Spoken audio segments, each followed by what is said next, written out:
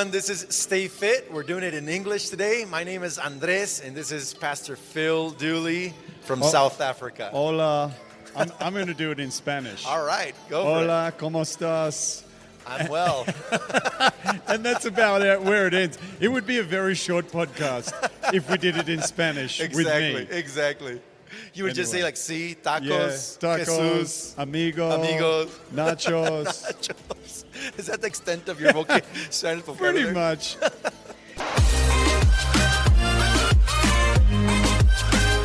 So, Pastor Phil is with us in Efecto 2018 in Yes. Morelia, Mexico. Yes. Are you enjoying the city, the conference? Well, second time that I've been here and loving it. I think the first time I was here, getting to know you guys, getting to know a little bit of the conference That's awesome.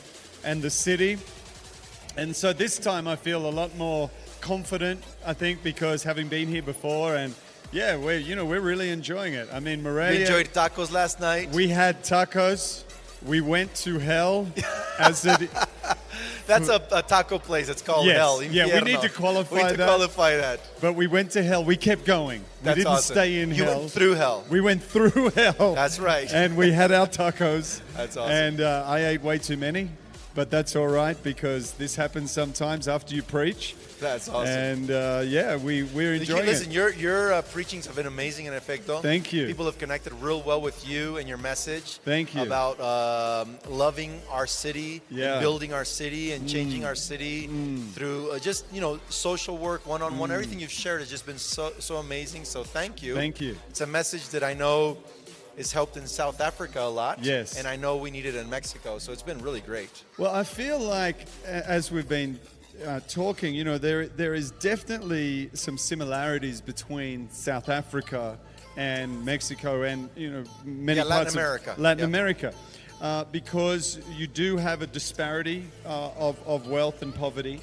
And the church, I believe, has a significant role to play in the middle of that. So good. That we want to reach everybody, but that the church can be a catalyst for bringing about change in some of the social challenges that we're facing in society So today. good. That we shouldn't just sit by watching or looking out on and going, that's bad, and isn't the government isn't doing this, or business isn't doing that. But we actually have to take responsibility. And so I believe that what God is stirring in our hearts in South Africa has relevance to what is happening here in Latin America. That's so good. We've felt the connection. We've felt the deep impact, in our hearts Yes. what you're sharing. So it's been great. I just want to thank you Yes. again for. I know it's hard to come all the way to Mexico. And I just really want to It's thank not you. close, It's not close at all. but it's worth it. I want to And thank you. It's definitely worth it with regard to some of the feedback that I've received and some of the different people, even talking to Right. A friend that you introduced me to. Yeah, who's- Paco. who has a young man with a dream to, create prosthetic limbs Yes.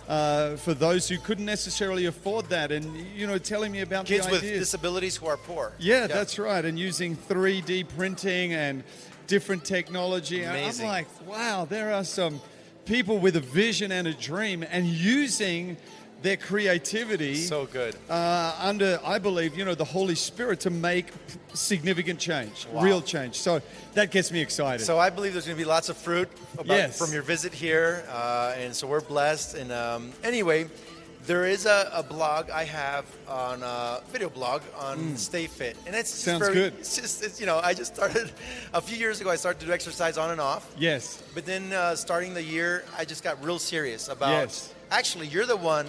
Last December we talked, and I told you, I'm running every now and then. Yeah. And you said, you've hit 40. Yes. And you need to start lifting weights. Come on. Because you can lose muscle mass. Yes. So that sort of bugged me a little bit. But I So came that back. was my That words, was your- challenging. Yes, sir. When we were in Guatemala. In Guatemala last December. So I came back in January, and I started to hit the gym hard. Good. And so, I've lost several kilos. I've gained Come some on. muscle mass. You're looking strong. My goodness. Looking a little better. Come on. And so, I'm going, and so I've developed this idea, a hashtag, and then it became an idea of stay fit. Yes. Not get fit. Yes. But stay fit. Because I many love times it. I'd get fit and then not fit. And so I've developed it into a lifestyle of eating well, having good family staying fit with my family, Yes. staying fit with God, staying Yeah. fit in my emotions, staying fit in my body. Yes. And so I just wanted to ask you, how do you stay fit Yes. in general, you know? Well, look, I think many times when we're young, we take these things for granted. Right. You know, we take our health for granted. Right. We just kind of assume everything's going to be fine for wow. all of our days. Wow. But as we get older, I think we begin to realize that if we don't look after ourselves, some of those things that we desire to do and achieve are going to be so much more difficult. Yeah, wow. If we don't deal with emotional baggage, then we become jaded and we can become bitter, or, you know, and just the way we relate to people isn't healthy. Yep. And in our physical life, if we don't consider where our body is and Yep. what's going on, and we don't look after our body, again, it can become more difficult to handle the pace Yep. of life and be able to be proactive rather than reactive. Yeah. And, you know, I'm always tired and I'm always this. Yep. And, you know, God wants us proactive, able to deal with challenges Yep. and able to make positive choices. And also in our spiritual life, if we don't make positive choices there, then we can become familiar. Yep. And then we can lose our edge spiritually. Yep. So I think the word that is a word we don't like. The English word is discipline. Wow. That we have to make choices to discipline ourselves. We all hate that word, honestly. Yes, it is not. Why do we hate it so much? Well, I think because it has connotations that are often negative. That it feels like discipline is about doing everything we don't want to do. Oh, wow. But I've actually learned the opposite, and you're telling me the same. Yeah. That when you start something, so if you start lifting weights, the discipline of doing that regularly at first is hard. Totally. It's hard on a number of levels. Yep. It's hard just lifting the weights. It's hard because you maybe don't know what to do properly. Yep. You can feel like, It's a whole different world. Yeah, It's like you yeah. don't even know how to use a machine or lift the weight properly. Yes. It's annoying. Yes, and so, but what happens is if you continue the discipline of that, you actually gain momentum. Yep. And when you gain the momentum and you see the results, Yep.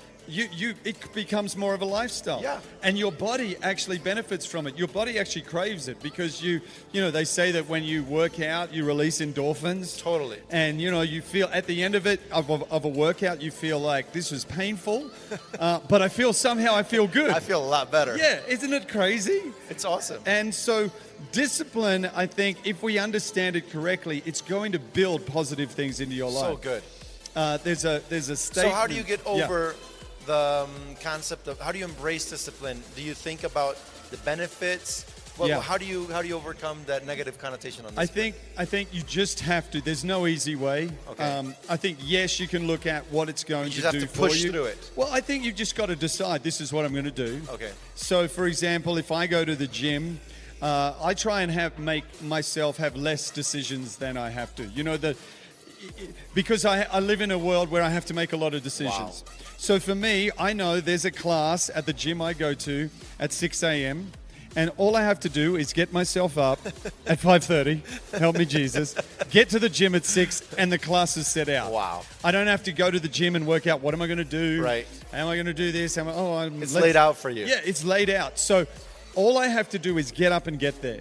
And I think when people make choices that all I got to do is do this, and then, you know, the hardest part about choosing to run is probably putting on your shoes. Once you start running, it's like, oh, that's not so bad. Yep. Once you get into the workout, it's not so bad. The hardest part is that initial get up. So I'll ask you one last question. I'll let you go. I know that there's things to do, but how do you, like, we all hit lull. Yes. Lull. You know, like a moment yeah. where like it's really hard to get back into the rhythm, and you've lost your rhythm a bit, and you've had a holiday, a break, a vacation. Yeah, and it happens. I think we have those lull seasons in all of our lives. Yeah. How do you bring yourself back to rhythm? Well, I think there's a couple of ways to do it. I think one of the ways is who you associate with. Wow. So I need to associate with people who are going to inspire me. Wow. Because if I'm just hanging around people who are not in any way challenging me. Do you have a buddy that's like, hey, let's go to the gym, Yeah. where are you? Why didn't you wake up? That kind yeah. of thing? I have some people in my world who will challenge me on those areas. Wow. But in a positive way. Cool. And I'll also do the same for them. So we'll talk about, oh, I did this workout. And they'll be like, I did that workout. And so what happens cool. is, you've got some people who are actually motivating you. That's cool. So I think that's really helpful. And I think generally, when we're in a lull, we can often end up just going to people who aren't going to challenge us. Yep. And that's never going to help you build your life. That's so in so all good. areas, it's difficult, or sometimes we can feel insecure when we're hanging around people who have achieved more than us in certain areas. Totally.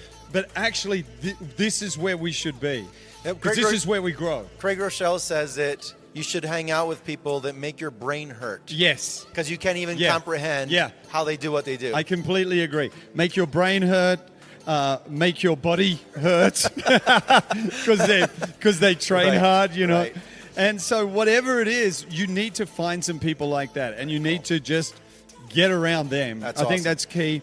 I think just committing, because you build momentum. It's like the term inertia. If you've got a car that you have to get going, maybe the engine's, you've run out of fuel, Right. whatever. The hardest part is pushing that car to get going. Once it's going, you've just got to steer it. Yep. And I think in any of these areas of our life, the hardest part is just getting going. Once you get that momentum, it feeds off itself. That's so awesome. if you're in a lull, I would just say, just tell your body, tomorrow morning, we're getting up.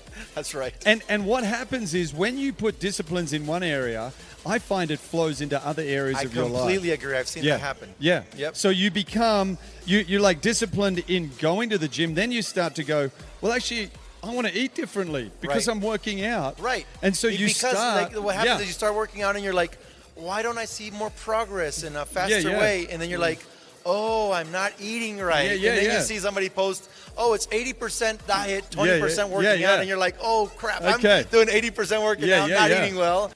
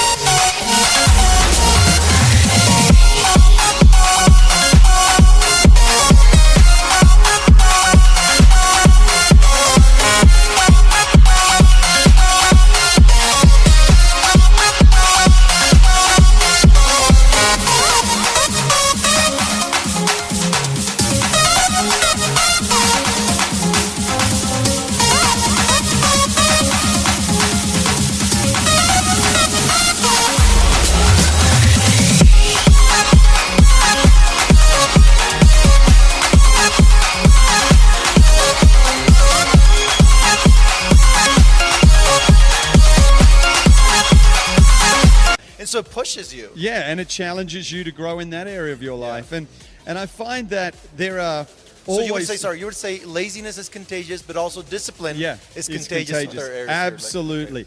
And discipline equals freedom. Yeah.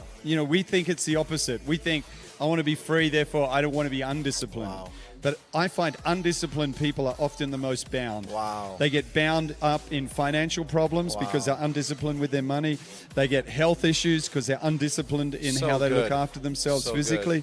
They're undisciplined spiritually, and so it causes all kinds of Right. baggage. So but you good. get disciplined and it creates greater freedom. So freedom good. in your finances, freedom in your physical well-being, spiritual the life. stronger you are, Yeah. Our pastor used to say, your spirit cannot go where your body cannot take it. Exactly. And so the stronger your body is, you're more free. Yeah.